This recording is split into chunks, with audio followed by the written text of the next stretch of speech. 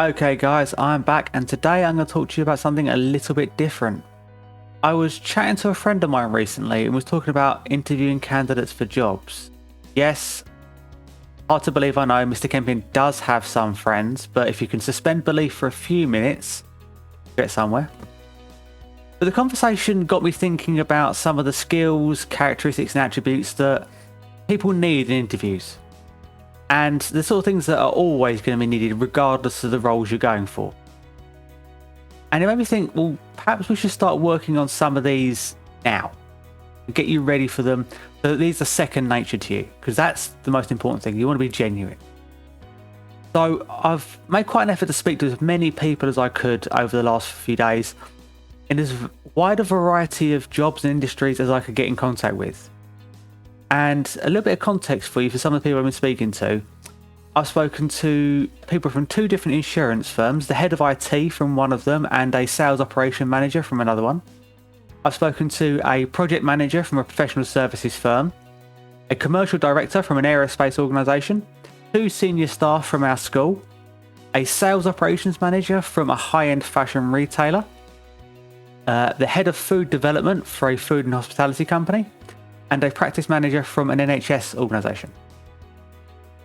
So these are the types of people I've been speaking to. There's a lot of different industries and organisations I didn't have time to get in contact with, but I've got a lot of information just from these people. So I'm going to start off by saying a massive thank you to all the people that gave up their time to speak to me and help me.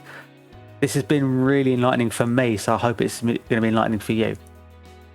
Now, I was hoping this was going to be sort of a top 3 video, my top 3 tips for this. But there's so much I've been given that I've had to sort of chunk things together. So I'm going to give you the big ones and then I'll mention some others at the end. I'm also going to talk to you about some of the things to avoid and the things that people really dislike. And they're quite surprising, but also quite obvious.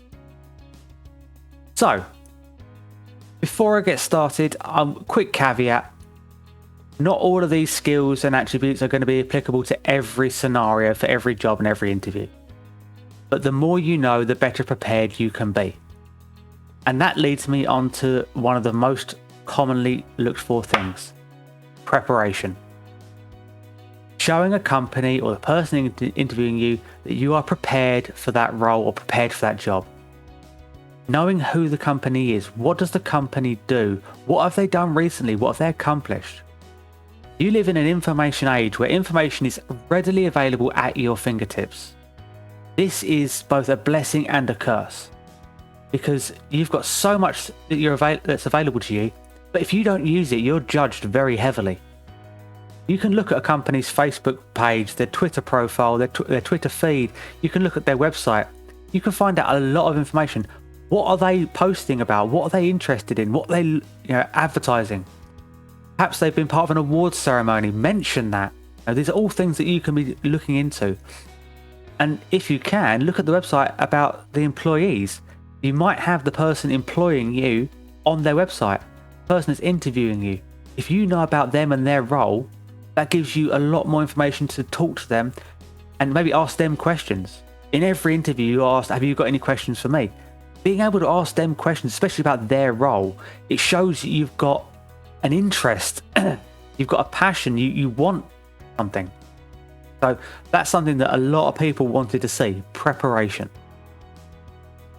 Following on for that, and slightly linked to it, is confidence. Now, this was a very sought after skill and attribute: being confident in an interview.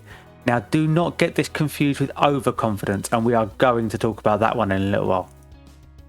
Being articulate, being able to articulate what you want to say and communicate effectively, it impresses people. Being shy, stuttering and mumbling your words like I often do, it doesn't portray that element of confidence that people want to see. Being able to use your initiative as well that's a confidence inspiring ability. Having initiative is desirable for a lot of people. Have the power to suggest something, and it can be quite nerve-wracking when you're talking to these people. They hold all the power as far as you're concerned. They can decide, do you or don't you get a job. That puts a lot of people on edge, and people do get nervous. So being able to show you've got some initiative by bringing up a topic or talking about skills that you've got, taking some risks, Take a risk in an interview. It's worth it. It does often pay off. And if you don't, they're never going to know a lot of this stuff about you. Honesty and integrity. A lot of people look for this in their employees. If you are caught in a lie in an interview, it is nigh on impossible to backtrack out of it and come out with any dignity. An interviewer would rather you be honest and say, I don't know something, but I'll try and figure it out, or I'll try and find the answer, than you try and lie your way through something. It shows a level of integrity that you're willing to own something and stand up and say, okay, yeah, you know what? I didn't get that right. I got this situation wrong. That shows maturity. That shows desirable traits that companies look for. Because they don't want to hire you knowing full well that you're dishonest with them in an interview, because you're going to be dishonest with them throughout the time at the company, and that can lead to a lot more problems. So they want honest and integrity. Show them that. You haven't got to turn around and own up to every mistake you've made, but if they ask you something you don't know, be honest about it. It's fine. Enthusiasm, motivation, positivity, and passion. I've lumped these all together because there's a lot of overlaps between them, but these are all things that a lot of people said they want to see. Enthusiastic people, enthusiasm is infectious. It really is. When you're working with an enthusiastic person, it can be infectious. Someone that's highly motivated, it can encourage others to be motivated themselves. Positivity, it just stops a team being drawn down, and people with a passion, they just keep on going. They're the people that employers want. They want people that are going to push the company forward. No one wants the same employees doing the same job and no innovation ever taking place. They want people that are going to push things forward. It shows you've got ambition. And as much as you might think, well, why is a company going to want to hire me if in 5 years' time I'm going to go off and get a promotion in a different company? They want to see that ambition because you could get promoted within that company. A lot of companies will say that, we measure ourselves not by the employees that we've got now, but by where the employees we've had are now. And seeing that your employees have learned so much from you and then gone on to better things, from a leadership standpoint, that's fantastic. And some companies have that. A lot of companies will have in-house training programs. And so giving the opportunity to jump from step to step to step, having that ambition, it inspires them in confidence that they can train you up to be the perfect person to be at the top of the company. So these are really, really valuable skills. It does show them that you're willing to, get stuck in. Inside secret here, not everything in the world of work is paychecks and parties. Sometimes there is hard work to be done, and you've got to knuckle down to seeing that someone's self-motivated and still positive, even when things get tough. It's the sort of thing every company looks for. Problem solving, lateral thinking, and adaptability. Now, this is not going to come up in every job interview or every job or every role. But having the ability to solve a problem, to think a little bit differently, to adapt your skills to something that you wouldn't normally have adapted it to, it's quite valuable to a lot of different industries. So if you're coming up with a solution, you can demonstrate your value to a company. You're not just someone that can do a basic job. You can adapt your skills. You can problem solve. These are the high level skills that we're always going on about in school. Show them to an employer. What we do in school should not be forgotten about the second we leave. We use these skills. We just don't call them by the same name. Show that you are a versatile and valuable member for any company. Now, those are the big ones. I've got some honourable mentions I'm going to put in here. So, humour and personality. That's a lovely one. People like to laugh. People like to have someone they can have a rapport with and get along with. It's always important. But remember how to read the room. Not all jokes are appropriate for a workplace, and not all jokes are appropriate for people you've only just met. That's really important to remember. Compassion. Showing you can empathise with other people and understand that you're not the centre of the universe. It puts people at ease if you can be compassionate with other people, because you're going to be in situations in the world of work where someone's going to be having a bad day. If you just ignore them and get on with your job, not only is that poor leadership skills and poor team working skills, but that's not being very compassionate. If you can show that you can help them and work with them and pick them up a little bit, that shows a great team working ability. That shows really desirable traits. Knowledge and skills. Now, for some roles, your subject knowledge, your skills, your experiences, these are going to be crucially important, but not always. Often there's a balance. A lot of companies will say, well, as long as you've got the basics, we can teach the rest. But showing that you've got certain specific skills, and you'll tailor this to your interview, tailor this to the company you're working with. Show them what you do have. And finally, and I didn't want to mention this as one of the big ones because this should be a standard, this should be a basic, personal presentation. Almost everyone I spoke to mentioned this in some form, whether it's the way you're dressing, the way you're holding yourself, or your body language. Regardless of your opinion on this matter, a lot of companies will still value your personal professional appearance.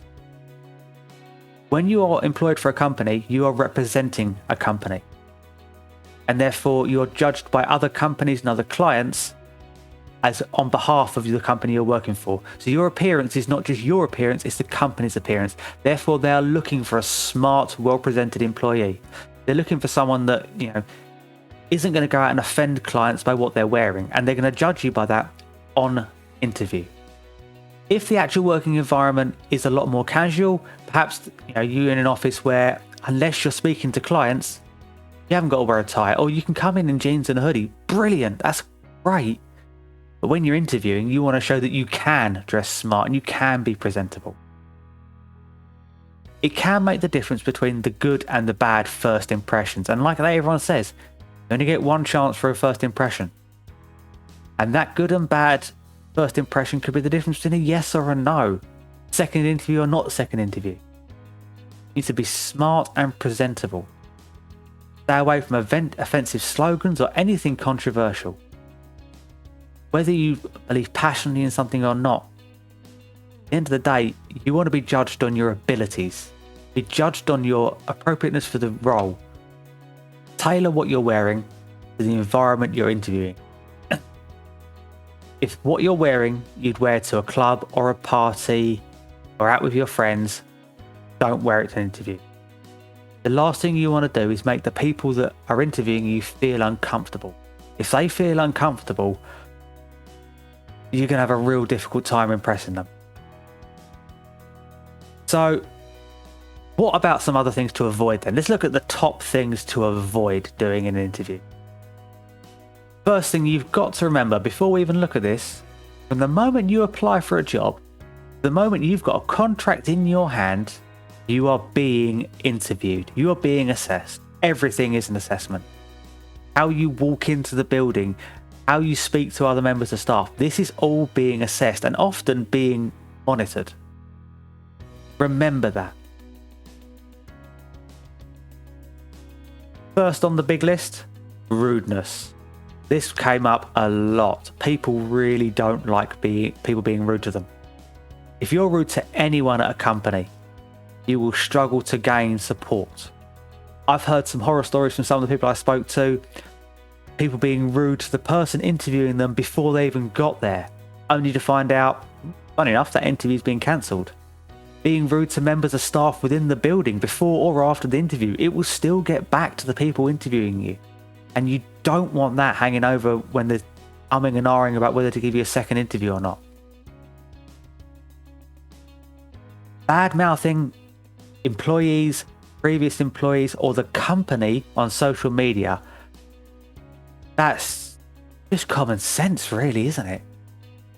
If you're interviewing for a job, the odds are they've got your email address and your name. They're gonna look you up on social media, just as a bit of background information to find out who you are.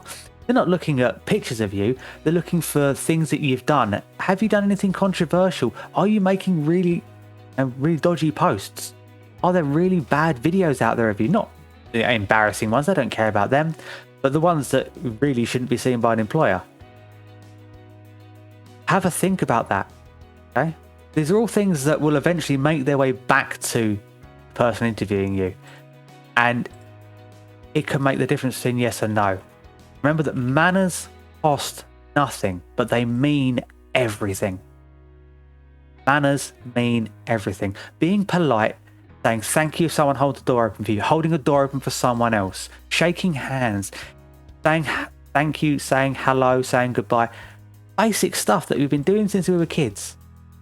But it makes such a difference, and it means people feel valued. You make someone else feel valued in their own company, they're going to love you. So all these things really help. But stay away from the rudeness. Okay, I said we'll come back to it. Overconfidence. Don't tell an interviewer how to do his job. That's never going to go down well. Interrupting someone when they're talking to you, that's just rude. And we've just discussed rudeness. It gives the impression that you think you're better than other people. You think you're better than them. They're the person deciding whether to give you a job or not. Do they want to work with you if you think you're better than they are? Doesn't really inspire much confidence, does it? But this is where overconfidence can be a curse. It's very difficult sometimes to find the balance between confidence and overconfidence. You need to show that you've got initiative, that you can do things, that you can answer the questions. But you've also got to show empathy and compassion and understanding. This is definitely a skill everyone needs to work on a little bit. I've had to work on it over time. I've interviewed and had feedback saying, you are very overconfident. I've worked on that. It doesn't matter if you think or know that you are right about a situation or a discussion. Sometimes biting your tongue is the better tactic. Showing restraint, manners and respect will do you much better than arguing, especially in a situation where you don't even have the job. The last thing you want is to get a bad reputation with someone. Big companies, if you're looking at some of the big companies, especially if you're interviewing for a city job, they all know each other. There's always those interconnected networks. You might interview somewhere, 3 years down the line, interview at a completely different company and find yourself being interviewed by the same person because they've moved on as well. Be very careful. Never upset people that can offer you a job. Third big one is interpersonal skills. So not listening to people, not being able to work with others, not communicating with people, poor teamworking skills. Being a lone wolf will not benefit you in modern day industries. Interviewers, they have a way of asking questions. They will get the information out of you that they're looking for. And if they find out that you're the sort of person that doesn't work well with others, can't share, can't cooperate, can't work as part of a team, doesn't listen when they're given instructions, it just puts them off. Often you need to be able to work with other people. And the higher up in a company you get, the more essential that is. Because you've got to work with different teams, you've got to manage people. And if you are, I'm not going to listen, you're not going to do it any favours. In fact, you're probably going to lose the company money because of the lack of productivity. People won't want to work with you. So you've got to make sure that you are showing these interpersonal skills. Don't badmouth people in an interview. Don't badmouth previous colleagues. Don't badmouth previous companies. Again, there's always that risk of interconnected networking. Don't want it getting back to previous companies or vice versa. If you're bad-mouthing a previous company you've worked for whatever reason, well, the people interviewing you might think, what are they going to say about us in a couple of years' time? What are they going to say about me? No one wants to think that they're going to be thought badly of or spoken badly of. They're going to put people off, so be very careful what you say. Diplomacy is key. Be diplomatic or just don't say anything about it. So these are some of the big ones. These are some of the, what's being looked for and what's not being looked for. What I'm aiming to do here is help you find things that you can be working on. Because you can start working on these skills now. It's not just when you're in the big bad world of work looking for an interview. You're going to be going for interviews hopefully soon. Not maybe job interviews, but maybe interviews for leadership roles in the school. Perhaps you're looking at prefect, you're looking at peer support, all these sorts of things. You are going to be interviewed. They're going to be looking at you. to show you've got these skills. Show that you can be a valued member of a team, or more, a leader of a team. So I hope you found this helpful, guys, and good luck.